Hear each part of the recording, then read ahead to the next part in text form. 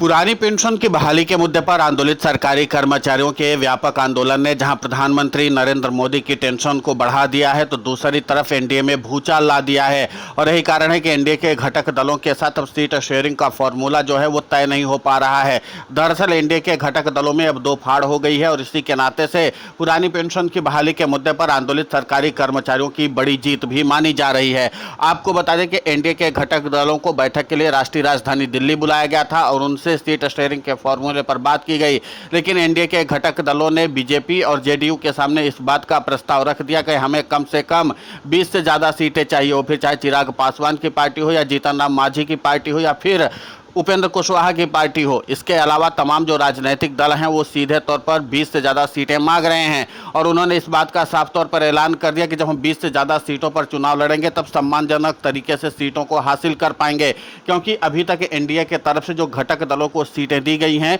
वो सीधे तौर पर सरकारी कर्मचारियों के प्रभाव वाली हैं और वहाँ पर सरकारी कर्मचारियों का वर्चस्व और दबदबा है, यानी कि सरकारी कर्मचारी निर्णायक वोटर हैं। और अगर सरकारी कर्मचारियों ने हिमाचल प्रदेश और कर्नाटक की तर्ज पर ही अपनी रणनीति को अख्तियार कर लिया तो जाहिर सी बात है कि कम वोटों के अंतर से ही सही लेकिन सीधे तौर पर चुनाव को प्रभावित करेंगे, यानी कि एनडीए के घटक दलों के उम्मीदवार को हराने में निर्णायक साबित हो सकते हैं। इसलिए एनडीए के घटक दलों ने अपने फॉर्मूले को चेंज कर दिया है और इसी के नाते से एनडीए में बगावती सुर होते हुए नजर आ रहे हैं। और अब प्रधानमंत्री नरेंद्र मोदी और खुद बिहार के मुख्यमंत्री नीतीश कुमार की टेंशन बढ़ी हुई है, क्योंकि पुरानी पेंशन की बहाली के मुद्दे पर आंदोलित सरकारी कर्मचारियों ने हर सीट की फील्डिंग टाइट कर रखी है और इसी के साथ सरकारी कर्मचारी एंटी इनकम्बेंसी का माहौल भी पैदा कर रहे हैं एनडीए के खिलाफ। इसीलिए एनडीए के घटक दल अब सीधे तौर पर ज्यादा सीटों की मांग करने पर उतारू हो चुके हैं। अब ऐसे में देखना महत्वपूर्ण होगा कि 2 दिनों से लगातार इस बात का मंथन चला कि सीट शेयरिंग का फॉर्मूला किस तरीके से निकाला जाए। आपको बता दें कि अभी तक एनडीए के घटक दलों के नेताओं की ओर से इस बात का बयान बाकायदा दिया जा रहा था कि एनडीए में सब कुछ ठीक ठाक चल रहा है,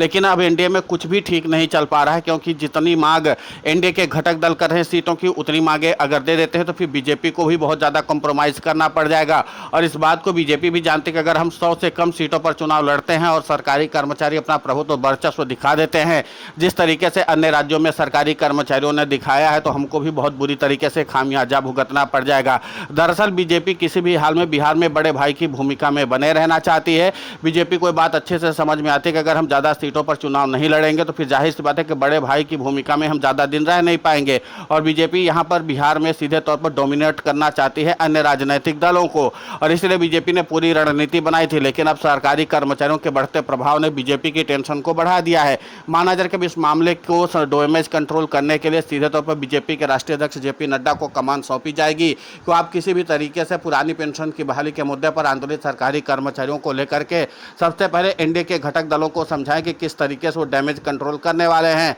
आपको बता दें कि प्रधानमंत्री नरेंद्र मोदी से लेकर के बिहार के मुख्यमंत्री नीतीश कुमार तक सरकारी कर्मचारियों के मामले को दबाने की कवायद में जुटे हुए हैं, लेकिन पुरानी पेंशन की बहाली का मुद्दा लगातार चर्चा का विषय बना हुआ है। और चर्चा का विषय इसलिए बना हुआ है क्योंकि राष्ट्रीय राजधानी दिल्ली में सरकारी कर्मचारियों के बड़े आंदोलन जो है वो प्रस्तावित हैं और अगर सरकारी कर्मचारी इन बड़े आंदोलनों के जरिए राष्ट्रव्यापी तौर पर अपने आंदोलन को पहचान दिलवा लेते हैं तो जाहिर सी बात है कि भारतीय जनता पार्टी समेत एनडीए के घटक दलों को अन्य राज्यों में भी इसी तरीके से मुश्किलों का सामना करना पड़ जाएगा। अब जाहिर सी बात है कि जिस तरीके से पुरानी पेंशन की बहाली के मुद्दे पर आंदोलित सरकारी कर्मचारियों ने एनडीए के सीट शेयरिंग के फॉर्मूले पर एक तरह से पानी फेरा है, तब उसके बाद बीजेपी को नया बैकअप प्लान तैयार करना पड़ेगा। 2 दिनों से एनडीए के घटक दलों के बड़े नेता राष्ट्रीय राजधानी दिल्ली में बैठे हुए हैं और बैठकों पर चर्चा हो रही है। इसके बावजूद कोई समाधान निकल नहीं पा रहा है। माना जा रहा है कि चिराग पासवान से लेकर के जीतन राम मांझी तक और उधर ओम प्रकाश राजभर ने भी अकेले चुनाव लड़ने तक का ऐलान कर दिया है। भले ही उत्तर प्रदेश में वो एनडीए के साथ में हो,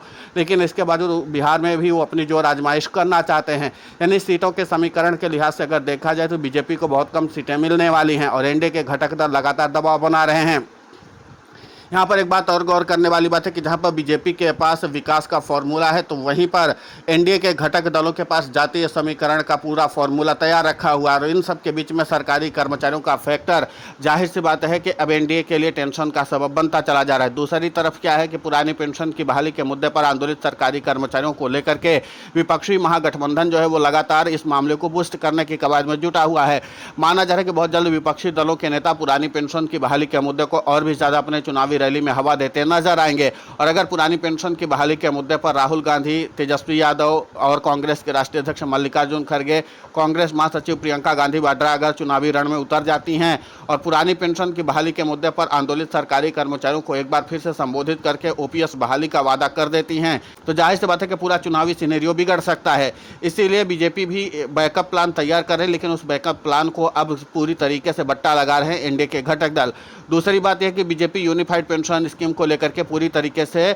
बैकफुट पर है, क्योंकि लगातार एनडीए के घटक दल बता रहे हैं कि आप जिस यूनिफाइड पेंशन स्कीम को मास्टर स्ट्रोक बता रहे थे, सरकारी कर्मचारी उसको फेल करके पूरे देश और प्रदेश में इस बात का संदेश दे चुके हैं कि जो प्रधानमंत्री नरेंद्र मोदी की महत्वाकांक्षी पेंशन योजना थी वो पूरी तरीके से फेल हो चुकी है। तो ऐसे में सरकारी कर्मचारियों का फैक्टर अब काफ़ी ज़्यादा चर्चा का विषय बना हुआ है। अब देखना महत्वपूर्ण होगा कि यूपीएस के फेल होने के बाद अब प्रधानमंत्री नरेंद्र मोदी की तरफ से जो कुछ भी कदम उठाया जाएगा वो निर्णायक साबित होगा। लेकिन पुरानी पेंशन की बहाली के मुद्दे पर आंदोलित सरकारी कर्मचारियों ने एनडीए के सीटों के समीकरण को पूरी तरीके से अब तितर बितर कर दिया है। देखना महत्वपूर्ण होगा कि आज जो बैठक होने वाली है एनडीए के घटक दलों की, उसमें कितनी सीटों का फॉर्मूला निकल कर सामने आता है। और सबसे अहम बात है कि एनडीए के घटक दल ये चाह रहे हैं कि एंटी इनकम्बेंसी से निकलने के लिए आपने क्या रणनीति बनाई। सामाजिक सुरक्षा पेंशन का दाव चला गया था, वो पूरी तरीके से फेल साबित हुआ और उसको फेल करने में सरकारी कर्मचारियों ने ही अहम भूमिका निभाई। और उसके बाद जब मीडिया रिपोर्ट्स में इस बात का खुलासा हो गया कि सामाजिक सुरक्षा पेंशन के जरिए मुख्यमंत्री नीतीश कुमार बिहार में सत्ता वापसी कर नहीं सकते, सरकारी कर्मचारियों को लगा सीट दर सीट फील्डिंग करने की जरूरत है और इसीलिए पुरानी पेंशन की बहाली के मुद्दे पर आंदोलित सरकारी कर्मचारियों के प्रतिनिधियों ने ठीक उसी समय अपनी रणनीति का खुलासा कर दिया जब एनडीए के घटक दलों की बैठक होने वाली थी। यानी कि बैठक से ठीक पहले सरकारी कर्मचारियों ने कहा कि हम लोग सीट दर सीट फील्डिंग तो टाइट किए ही हैं, लेकिन बूथ स्तर तक पर भी सरकारी कर्मचारी अपनी रणनीति को जमीन पर उतारेंगे और सरकारी कर्मचारी किसी भी हाल में सत्ता परिवर्तन करने के लिए प्रतिबद्ध हैं और अपनी रणनीति को उसी तरीके से काम करने की कवायद में आगे बढ़ भी रहे हैं। तो जाहिर सी बात है कि बिहार में सत्ता परिवर्तन करने का संकल्प अब सरकारी कर्मचारियों का मजबूत होता हुआ दिखाई दे रहा है और इसीलिए प्रधानमंत्री नरेंद्र मोदी के हाथ पांव फूले हुए हैं। फिलहाल इस पूरे घटनाक्रम को लेकर के आपकी प्रतिक्रिया बहुत महत्वपूर्ण होती है, आप हमें कमेंट करके जरूर बताएं। साथ ही पुरानी पेंशन की बहाली के मुद्दे पर हम लगातार आंदोलित होकर के खबरें चला रहे हैं। आप हमारे समर्थन के लिए चैनल को सब्सक्राइब करें, खबर को ज़्यादा से ज़्यादा शेयर करें ताकि पुरानी पेंशन की बहाली का मुद्दा और बुलंद हो।